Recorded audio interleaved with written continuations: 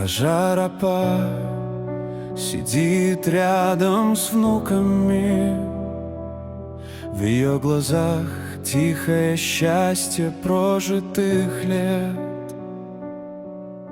Счастье, выстраданное временем, сохраненное в молчании и взгляде. Детство ее детей пришлось на военные годы. Тяжелый труд, поля и бесконечные заботы. И все легло на ее плечи, без жалоб, без слов, изо дня в день. Младший сын Бекболот рано создал семью с Батыке.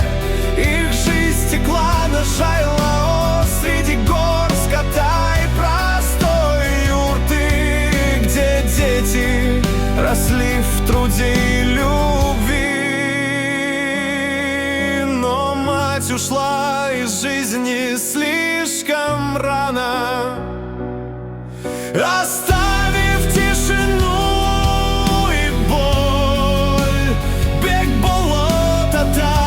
Один поднял детей, дал им образование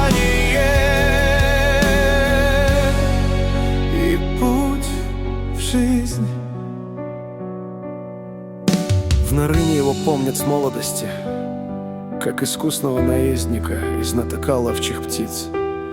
Человека, который не раз приходил к победе, человека чести и силы. Сегодня Бекболот — это 92-летний аксакал.